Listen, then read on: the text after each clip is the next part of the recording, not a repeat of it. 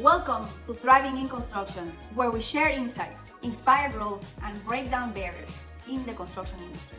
Welcome to Thriving in Construction, the podcast. Today, we're excited to introduce Tonya Willis, a leader whose career embodies service, strategy, and impact. As the Chief of the Office of Small Business Programs at the U.S. Army Corps of Engineers Charleston District, Tonya has dedicated over 3 decades to ensuring that government contracting isn't just functional, but it's transformative. She's an expert in connecting small businesses to game-changing opportunities and navigating the complexities of procurement with precision and purpose. With a career spanning logistics, construction, and R&D contracting for the Department of Defense, Tonya has played a pivotal role in shaping the infrastructure that supports our nation. Beyond her professional expertise, Tonya's dedication to leadership and mentorship has made her a champion for small businesses looking to thrive in the government space. But there's more to Tonya than her impressive career. She's a former airborne soldier who once taught hula and siva samu, a reminder of her dynamic and resilient spirit. One of her most memorable experiences was participating in the 2015 Operational Contract Support Joint Exercise, where she reconnected with her soldier roots and embraced challenges with grit and determination. In today's episode, we'll dive into her incredible journey, explore her insights into government contracting, and uncover her advice for leaders and small businesses navigating this competitive space. Get ready for a conversation filled with wisdom, inspiration, and actionable takeaways with the incredible Tonya Willis. Before we dive into today's inspiring conversation with Tonya Willis, I want to take a moment to share something exciting with our listeners. If you are a project manager ready to step into a leadership role or a CEO looking for proven strategies to scale your construction business, we have the perfect opportunity for you. Join us for our 2-day workshop, Project Manager to CEO, happening March 1st and 2nd, 2025. Welcome to Thriving in Construction, the podcast. I have an incredible person here sitting next to me, and I would love to be able to share all the knowledge that she has. It's not going to be all in one session. Hi, I am Tonya Willis. I'm Chief of Small Business Programs for USACE Charleston District, and that is the U.S. Army Corps of Engineers Charleston District. She did a better introduction of herself than me. Okay? No one does anything better than you. That's...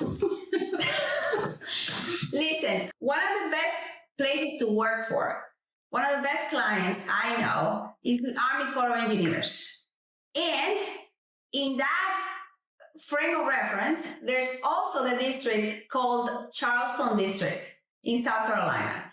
Amazing people, amazing culture. We were talking about it, and not only this woman is amazing, the person that introduced me and LunaCon to the district, who gave us an opportunity, opened the doors, and is Henry Wakefold, an amazing believer in small business, but also a person that I believe, among others, I'm sure, is also responsible for the great culture the contracting office in Charleston has. It's an amazing, everyone is amazing. Absolutely. And the voice that Henry had, the culture that he brought with us, he's retired now, but before retiring, he made sure he instilled certain values in us that have sustained us as far as making sure that we take good care of ourselves, good care of the American taxpayer dollar, and good care of our contractors. So anytime that we have new contractors come in, they're being welcomed into a family. That I can definitely say our district is really all about maintaining a family atmosphere, bringing you into the fold, and doing great work with you. Yeah, and it requires believing in a small business, but also this culture of understanding it's a collaboration and it's a partnership, right? You guys are really, you believe that, you live it, because some clients that we were talking about it, some clients don't have that culture. And I know you guys don't feel good if a contractor hasn't been paid for a long time, you were saying, right? Absolutely. As a matter of fact, we understand that on-time payments they keep small business in business. Our goal is never to be a problem for small businesses. We want to help you grow because that helps America grow. We take it very seriously as far as making sure, again, the FAR says that when we give you a contract, you're part of the team. So we look at you as a part of our team. And so we want to make sure that we're doing good business together. Of course, we want our projects done safely, on time, within budget, but we're going to make sure that we do the administrative parts that keep you afloat and hopefully help you thrive. And I'll tell you, just to be clear, the Army Corps is also one of the agencies that can execute at a high level because they have a lot of competent people in their staff. What I mean by that is not that you're going to get a free handout. They are very knowledgeable in the contract. They're knowledgeable also in the construction and the engineering, and they also understand the FAR regulations. So they're not going to ask you something that is not there. They can't. But when they ask for something, it's because it's probably what we need to do. So if you understand your contract and you execute on the contract, you'll have no issues. It's just a matter of, how is it that Henry used to say, a job well done will always get you another job? Yes, good work gets work.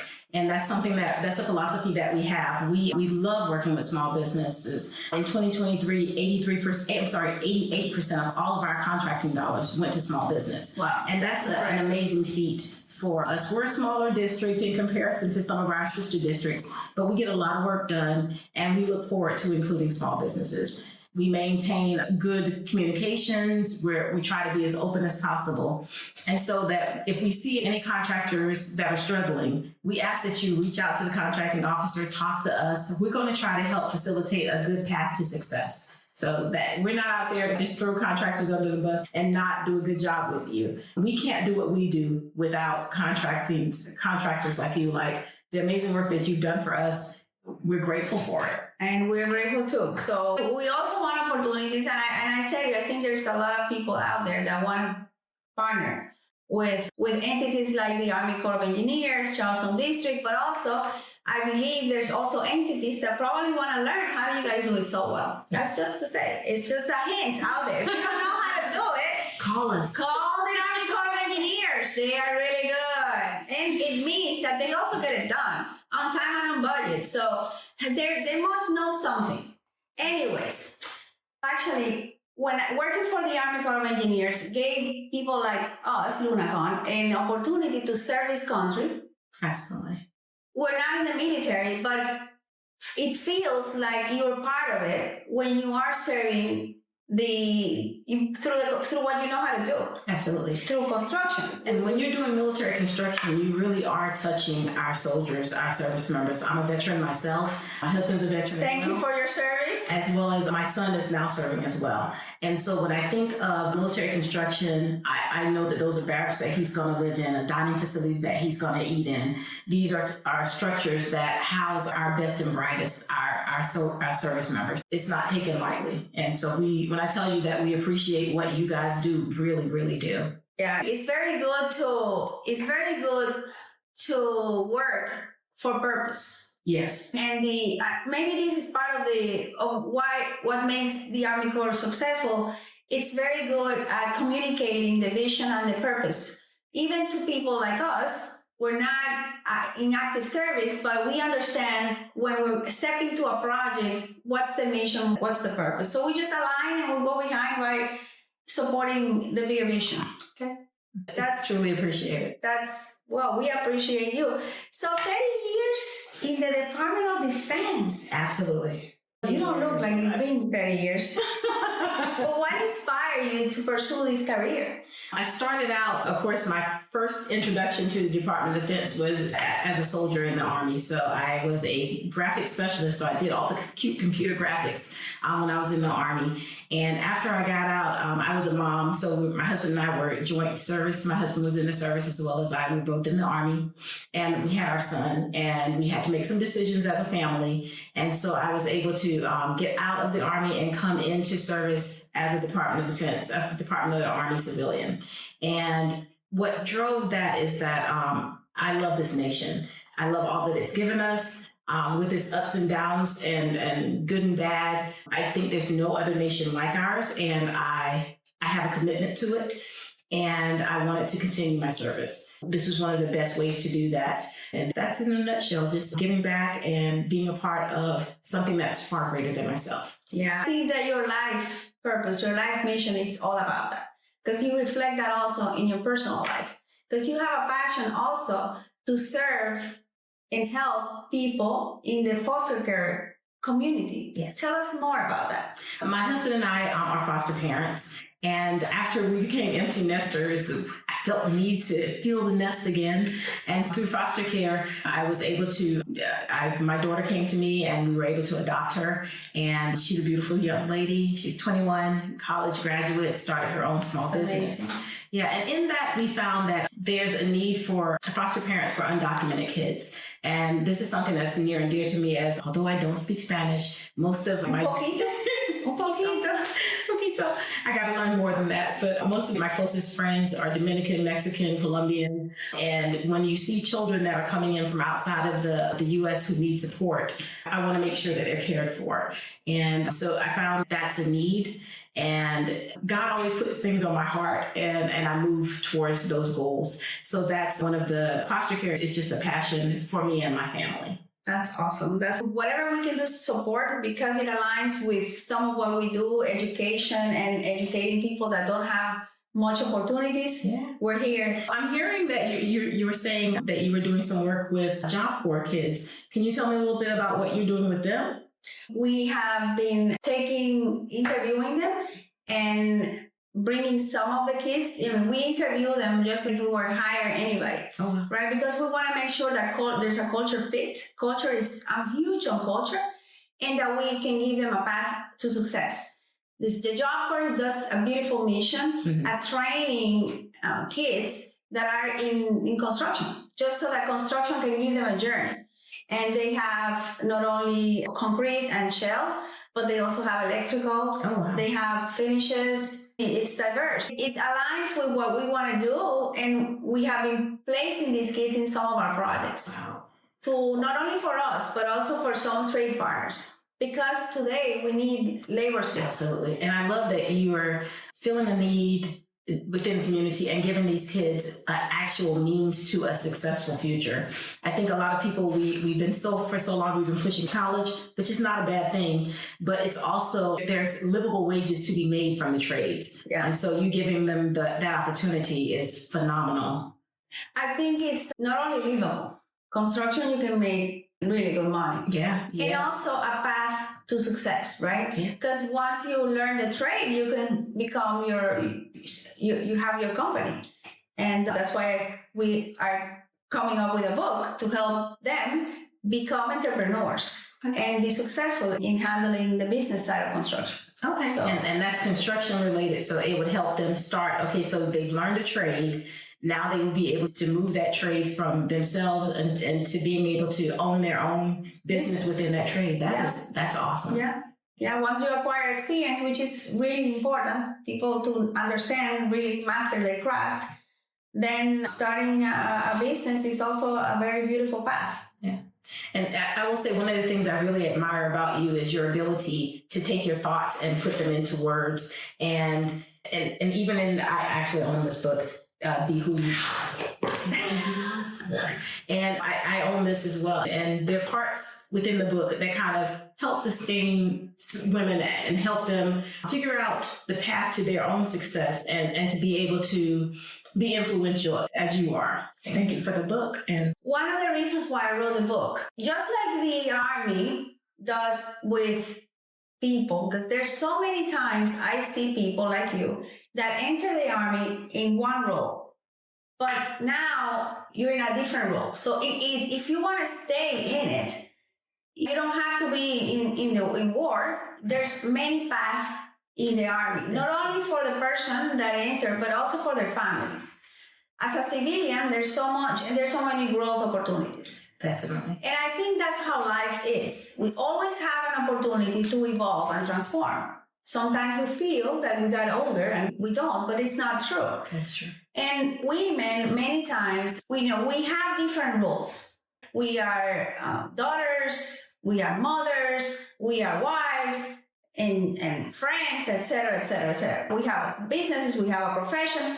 And a lot of times when we become empty nesters, you did it very well because you developed an identity other than the one you had. Maybe because you've been trained to do that, to evolve. And so it's part of your DNA now. But a lot of people cannot. I have friends that they have been really great parents and very close to their kids. They go to college and they're crying every day because the fulfillment and the contribution, it was all surrounded about the kid, which is not a bad thing. It's just if you stay there and cannot find another purpose for life, and you've done it amazingly. This is why I wrote the book. And it's beautifully written. And I think that your ability to, like I said, translate your thoughts into words and words that will actually help guide women who, like myself, who were as an empty nester, like you said, I had to reinvent myself. I had to have a plan B. And it's a beautiful thing. And even over your life, like you've talked about, you mentioned to me that you were a single parent, and in having that quick chat with your daughter, realizing that you grew a whole doctor. Your daughter is a doctor. It's absolutely amazing because a lot of times I think people underestimate what the future can be for different demographics.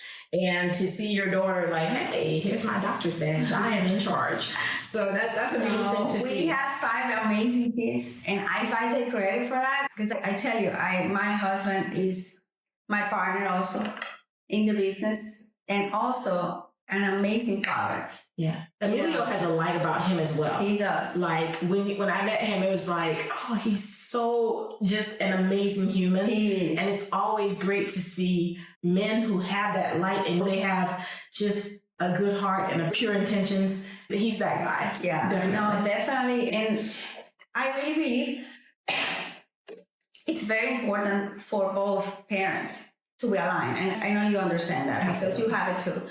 It's very hard to raise amazing humans when one of the parents is not aligned. And having to have that is just another gift from God. I always say God gave us so much, we have to give and give. Because God doesn't just give you gifts so you can keep it for yourself only. That's true. You have to share. But tell me more. Tell me what's cooking in the Charleston district. What are you guys up for? What is this 2025 about? How much work do you have for small business? If you can tell? Of course. I look at Charleston District with a little engine that could. We're small, but we're a little bit of everywhere. So what we have coming in the pipeline, we have a lot of work with the Defense Logistics Agency, DLA. We're doing a lot of facilities investment services with them, building maintenance. We're doing a lot of roofing. We picked up NASA as one of our customers. We're doing a lot of work for them. The National Nuclear Security Agency out of Savannah, we're doing quite a bit of work for them as well, and all of that's construction related. For the Department renovation or new construction? Both. New construction. They have some buildings that are on site, and apparently NNSA is the super top secret. It takes a bit of effort to get into, so when we're working with companies, they have to know that you got to be prepared to go onto that facility. But we're doing ground up construction and some building renovations as well. As Henry said, good work gets work. We've done a few projects for them, so now they're calling on us for more. So just the same for you, it's the same for us. Charleston District has become the South Atlantic Division's go-to district for small construction for the Veterans Affairs. So anything... For the VA? For the VA, yep. Okay. So anything under $35 million, that's going to be in our wheelhouse. That's awesome. It really is. Service-disabled veteran-owned small businesses, that's a great place. Come see us. They need it. Yes, come see us because we're definitely trying to make sure... Now, sorry to interrupt you because I have this cooking question. Okay. So typically the VA it's only hires VAs. Yes. And I actually know the contracting officer, Janice Beth. See, typically they hire VAs. Yes. But they say they want women. Yes. And so what is it? Sounds like a joint venture. If you have a services and veteran on small business and you do a JV with them, we get two of the best things that we can possibly have: women-owned small businesses and service-disabled veteran-owned small businesses. Our district last year, in all honesty, struggled with awards to women-owned small businesses. Where the previous year we killed it. We did a great job of women-owned small businesses. So this year we're refocusing and resetting and making sure that we do great market research. We're seeking out women-owned small businesses. Oh, I can help you with that. Right now we have our service-disabled veteran-owned small businesses pretty much covered because we have MATOCs that are for the VA. So once we have those, we know that our VA numbers, our service-disabled numbers will be great. Our women-owned small business numbers, I'm on top of that as it being the small business rep.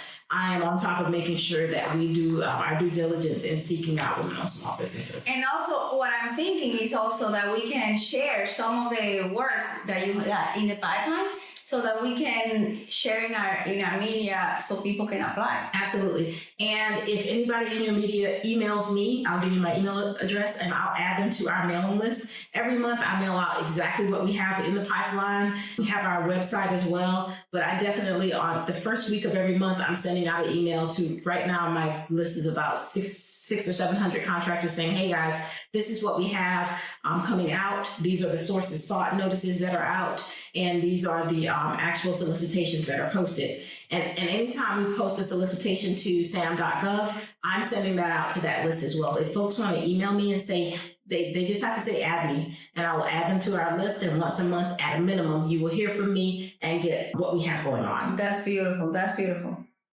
So we're also going to share that. Please do. And as I learn more about the projects that are coming up, I would love to be able to talk about it with people so if they have questions. Because sometimes if you haven't had an opportunity, it's something that is new.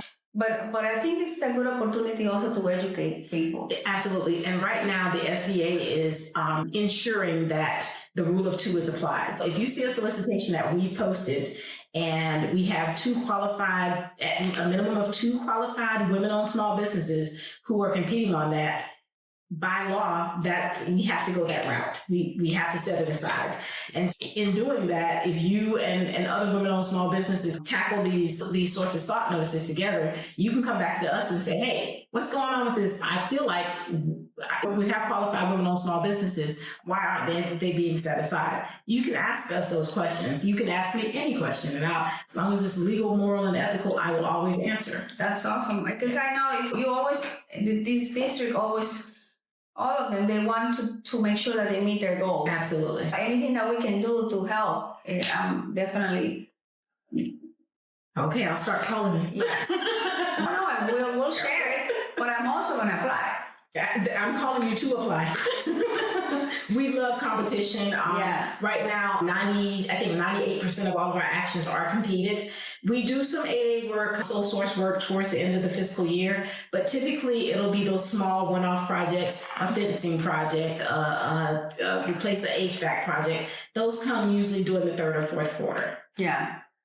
Do they come set aside for 8A? That's what we try to do because my boss, Lisa Matheny, I don't know if Lisa Matheny, she has charged us with trying to get at least 3 new small businesses that we've never worked with in every year. So I'm a little bit unnecessarily competitive. I try to tune that up to 5. So I'm looking for 5 businesses that we've never done work with to try to give them an opportunity, whether that be through the 8A program or other means. But we really do try to grow the defense industrial base. I think that's great. That's great. And we probably can help on that too. Because a lot of times new people introduce you with new people that I'm aware of. Why not? I think there's so much abundance in this world that we can share and it will never end. That's true. Tell me about leadership. Leadership in navigating high pressure situations. For me, I'm a veteran, so I come from a leadership background from the aspect that you better be HUT 2, 3, and 4 and getting all that done. But leadership on a level when it comes to high pressure situations, I'm super fortunate to be a part of an organization who absorbs any pressure.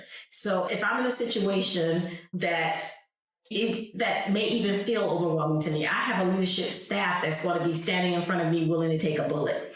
On the converse, on the other side of that, when I'm in a leadership position and I have people working for me, I try to make sure that I clear the path for clear communication so that when the pressure comes, we absorb it as a team. But I'm always going to be the one to step up and make sure that my team is successful, fearless, open for new ideas. And they always know that our organization is a safe space for them.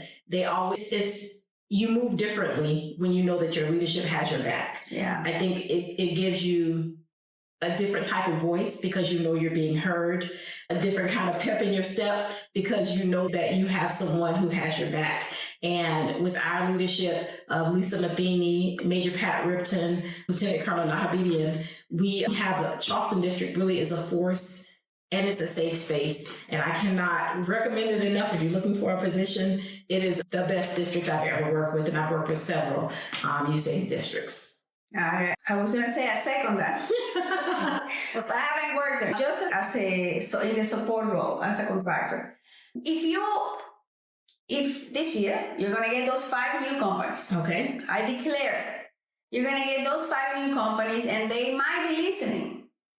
If they're listening to you, what are the 3 things that you would recommend they do in order to be successful? In other words, if you talk about critical drivers, what 3 things they need to make sure happen this way so that they are successful and they get the next opportunity and the next opportunity? Okay. The first thing I will always say is whatever you're doing, do it safely. Definitely. We want everybody to go home to their families at the end of the day. So we are really a district that is about safety.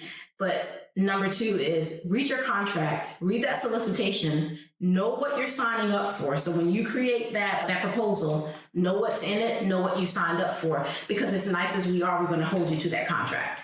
That is key. Making sure that any deliverables are turned in on time, any specs and specifications that you may have questions on, make sure you ask questions on the front side, because once that contract is in place, you have a responsibility and a duty to get it done. Of course, we're going to try our best to help you be successful, but know what you signed up for. Be certain that you can complete the work. If you run into any issues, reach out early and often. We are I would say communicate. Yes, USAID as a whole, we're very communicative. Reach out to us and have the conversation. If something that is going to be a showstopper, do not wait to tell us. Let us know as early as possible so we can readjust, hopefully help you readjust and work better with you. Third. I think you got 3. Yes, that is 3. Okay, that's 3. So we have some people that are project managers, maybe CEOs, listening to us. What would be, to me, in the last 5 years, I've learned a lot about mindset. Okay. And if it's true that I think there's a spiritual teaching about mindset. You can only, through navigating the spiritual path, you can elevate your mindset. Absolutely. Now, if you were to give someone an advice that is a project manager, or the project managers that work for the people that you hire, the business owners, or even the business owner, what do you think would be a good advice, a mindset shift that you can give them so that they can elevate their game? And a lot of times it's not a big deal. It's not a lot. It's like a 2 millimeter shift. Yes. But it makes you a lot. You can make a lot of money with that change. What do you think could be? The government, I think sometimes the government, we're seeing this very scary. And I suggest that you come in with a good bit of confidence. And I hate saying be fearless, but you have to be willing to take a few risks, take a few chances to work with the government. We can be overwhelming, but we want you to be able to come into our space and be successful. If you come in with a mindset for success, that's going to be half the battle. If you come in with a defeated attitude, it's not going to be helpful to you. I get it. The government is not an easy organization to work with. It takes a few times. It takes a bit of casting your net and looking for those fish. You have to keep casting your net. You have to keep communicating, and you have to know that eventually it will come. And again, communication is key. Reaching out, building relationships, having these relationships. Poor Patricia, I called her at the last minute saying, hey, can I come by your office just to say hi? Building these relationships, it's super important. So having that confidence, believing in yourself, believing in your product, and that fearlessness to keep pushing and keep casting your net.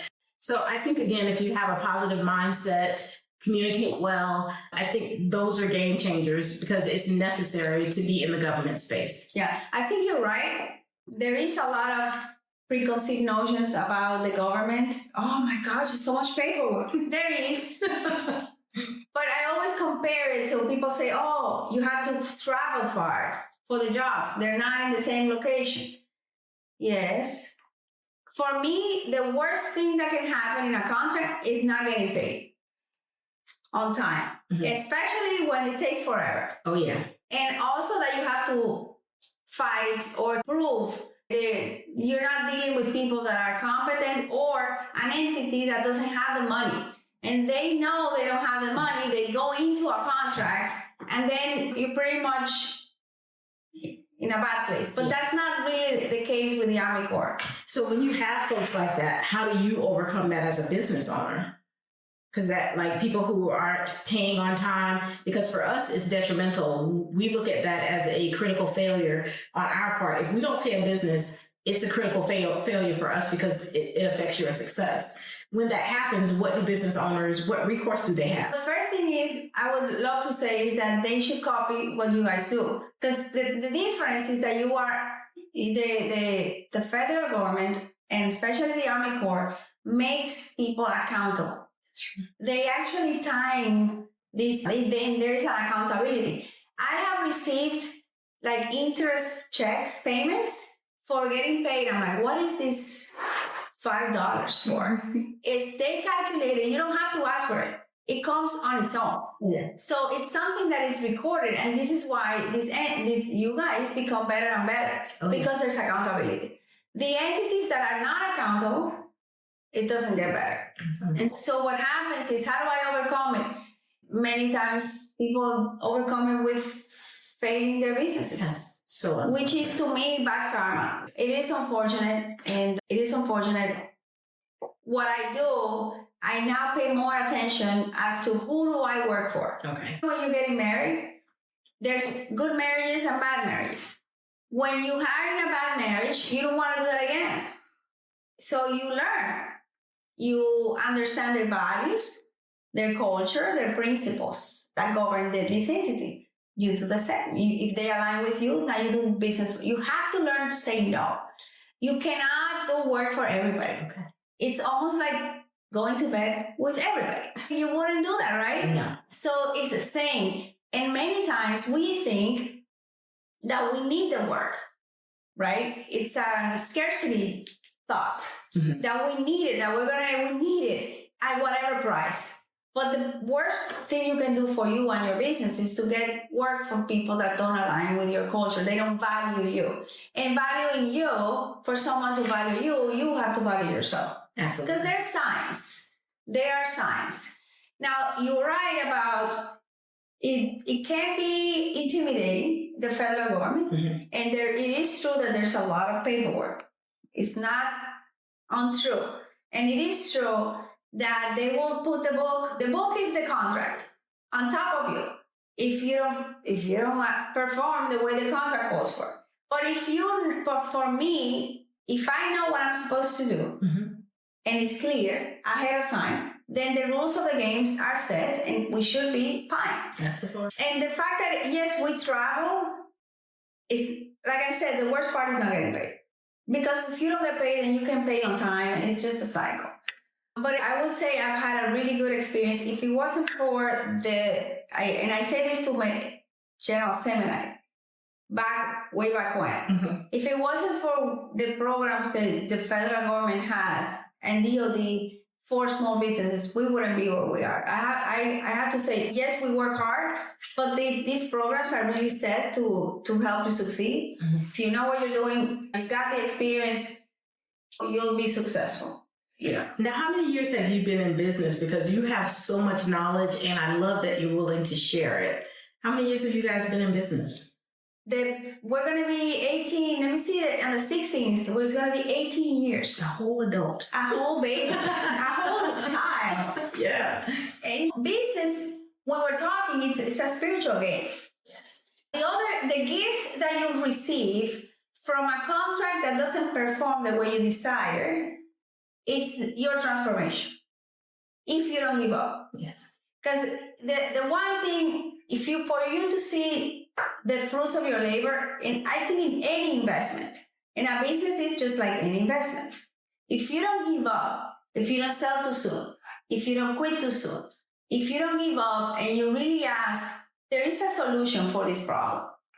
There is, I go to prayer, meditation. And the bigger the problem, the more I meditate. Because I do my part, what I know how to do, and I tap on the resources, but a lot of times what is required is an expansion of my mind and my mindset, my limitations. Because somebody else already solved this problem. Even if it's with a client that is the wrong client. And so for me, I have to say that the worst clients have gifted me with my ability to transform fear into opportunities. That's amazing. Because I really went through a time where I felt a lot of fear. And fear of losing my company and this and the other. But I believe the best place to live from is from a place of surrender. A place where you can actually show in your day-to-day that the gratitude of just being alive. Yes. Because even though there's things happening that you don't like, there's always contrast. Yeah, it's never always bad. It's never always good. That's true. There's always contrast. So the more we can see the contrast, the more we can appreciate, the more we can learn to appreciate. I swear, I used to pray, God, show me how to look at the opportunity. Show me how to focus very quickly on what's working and to be grateful. I had to pray for that because I was very good at looking at what's wrong. Okay. I thought that was a good thing for construction because I was solve problems really quickly. But it's also a place to live in anxiety all the time. Okay. Because our business is so dynamic, right? Yeah. So God doesn't make mistakes. That's true. I think we're in a journey, we're in a path, and wherever we're supposed to be. Whatever you believe, yes. It's a process of evolution and transformation in the life experience we have. And construction gives you a great opportunity to do that, to transform internally and also externally too. So that's amazing. Your story and your life journey I love that you share it. And it's such a reminder that it can be done with hard work, dedication, faith, putting God first. It can be done. And I'm absolutely thrilled that you had time for me today because it's made my day. And it can be done with love. Absolutely. Love above all. Yeah. Because if we are able to feel the love and to show the love, we have so much opportunities in front of us to impact people, humans around us that are beautiful souls that could be going through who knows what. That's true. And just a smile and a touch of gratitude can change the perspective of that person for that day. So, anyways, I'm very grateful you're here. And I believe this is a synchronicity because we didn't plan it. And I'm so happy that it happened and we're here. Thank you for getting the book. Thank you. I look forward to hearing from you what you has to read it, and your daughter. Okay. In Spanish. See. Thank you so much for listening and being open to talking about construction, but more topics about life, because it's us human beings that go do these projects, and we have a life independent of the projects, also dominating our thoughts and our emotions. I'm very grateful you are here, and I appreciate the time together. Thank you for joining for this inspiring conversation with Tonya Willis. If you have enjoyed this episode, be sure to like it, subscribe, and share it with others in the construction industry. See you next time on Thriving in Construction, the podcast. Let's keep thriving together.